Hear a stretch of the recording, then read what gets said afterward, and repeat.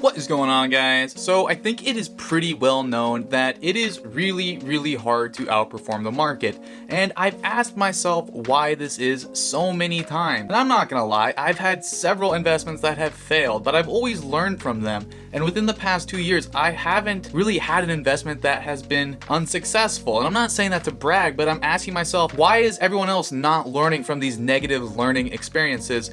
And I've come to the conclusion that there are many reasons, and I think that it goes beyond just being able to pick out good companies. I think it's quite psychological. And in this video, I'm gonna break down just 2 of the many reasons that I genuinely believe are the reasons why people are just absolutely terrible when it comes to outperforming the market. So guys, I think the first reason why people absolutely suck when it comes to picking stocks and outperforming the market is because they are way too easily influenced by other people's opinions, and more importantly, they care way too much about what other people think. So I remember the very first time, about 6 or 7 years ago, I went to the gym and approached a really pretty girl and got rejected for the first time. This girl was beautiful. She was absolutely my gym crush, and I couldn't stop thinking about her. I remember it would get to the point where I would go to the gym at around the same time that she would go, just in the hopes of seeing her. And keep in mind, I hadn't even talked to her yet. But eventually, I finally got the audacity, the courage, and the confidence to go up and talk to this girl. And I remember with every step that I was taking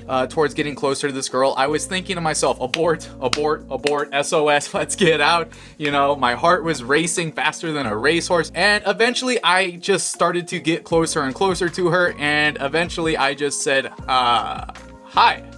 My name is Jake, and I see you in here all the time, and I just wanted to say hi. So, hi.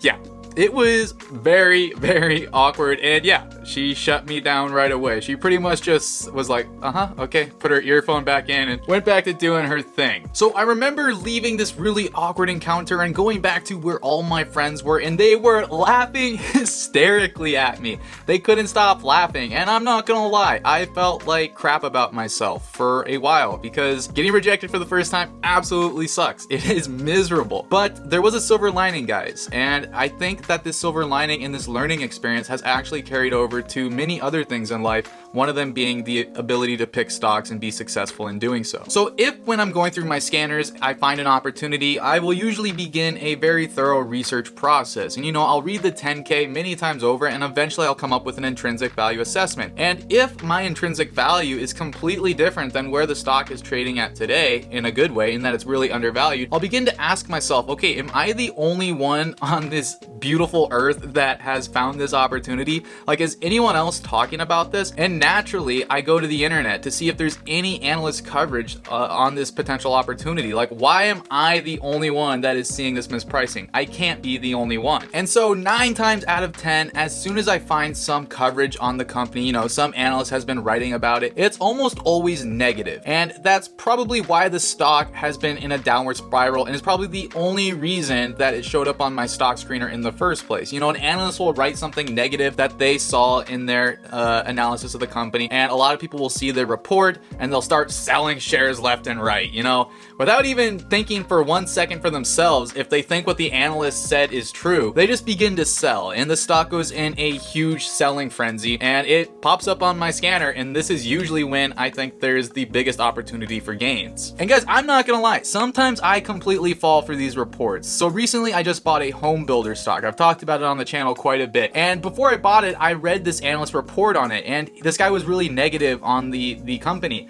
He said that lumber shortages were going to impact the home building industry, and that this stock was going to be decimated because of an increase in lumber costs. And I almost didn't buy the stock just because of what this analyst wrote. But I had to catch myself, and I was like, are you kidding me, Jake? Like, you're not...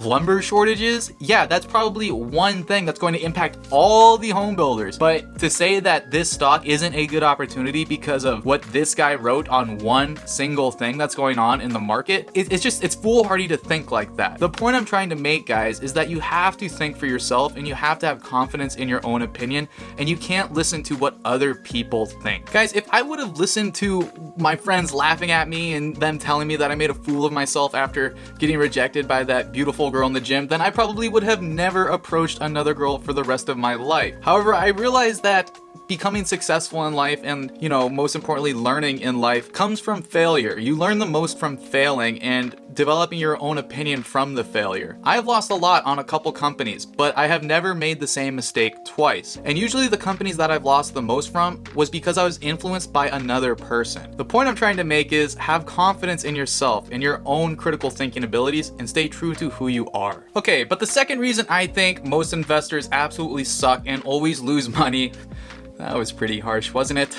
Is because they want things very quickly and they aren't willing to learn and focus on the process of becoming a successful investor. Guys, right now we are experiencing a very, very frothy market, meaning the market is completely filled with day traders, swing traders, penny stock pumpers and dumpers. And this is really sad because these guys are just fulfilling their gambling itch that they didn't get to have in 2020 due to, well, you guys know, everything was closed down. And the worst part is that they did really well because the market had a great year. So most of these guys are developing the ideology that they can make money very quickly just by pumping and dumping stock. And this is sad because the reality is these guys are not investors. They don't treat stocks with the respect that they deserve. And I know that sounds kind of funny, but these guys are not treating stocks as business owners. And in the long run, at least historically, these guys always get hurt. So guys, I follow this dude on Instagram, and every time I go on his story, he's always posting about these gains that he just made and all these penny stocks, cryptocurrency,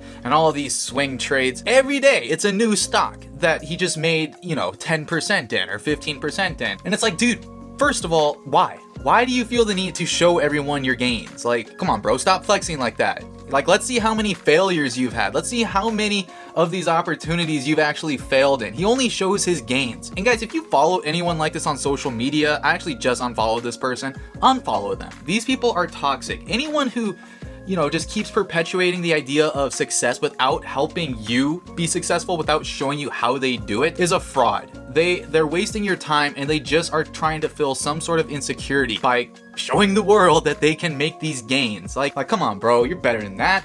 Guys, I will be really honest. I own 6 companies in 3 different industries. And the reason I own so few stocks is because I can confidently say I am too dumb to own any more stocks than just 6. Like it would be too much work for me to even think about owning more than 6 stocks. And I think it's really interesting because most people think that owning just 6 stocks is actually really risky, when in reality for me, it's not that risky, and here's why. It's because I understand these companies really well. They're within my circle of competence. I don't buy pharmaceuticals or biotech because I don't understand those companies. I understand what to look for in a company, and I understand that I will have a better chance of success if I understand the company and the industry that it operates in.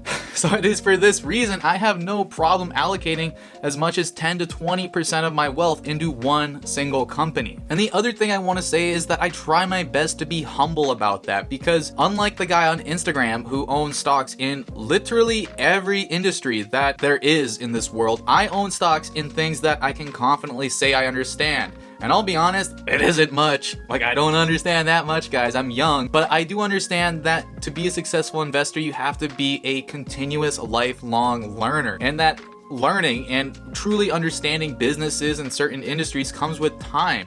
And that you just have to keep practicing. And I don't flex that. I don't flex like I know more than what I really do. Guys, I will be really honest. I have read probably over 100, if not 150 books on value investing alone. And it's like, okay, why have you only invested in just a handful of companies then? Well, it's because I realize my circle of competence still isn't great enough for me to venture into new industries. But I do know that if I continue to focus on the long-term process, the long-term learning process, and just continuing to be curious each and every single night by reading 10 pages of some book, then by the time I'm 50, that compounding effect will kick in.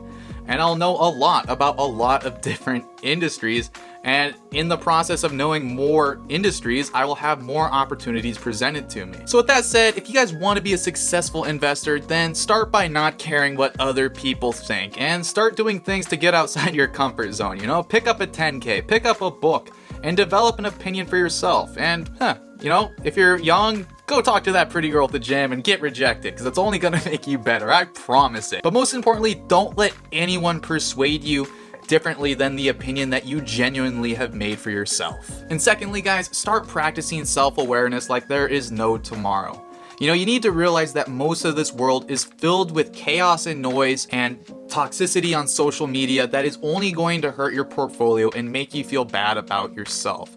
Focus on the long-term process. Stay true to who you are, your values, and your investing strategy and principles, and I guarantee you that you will have success. But with that said, guys, if you made it this far, you are incredible. I greatly appreciate the time you took to watch this, and I'll see you guys in the next one.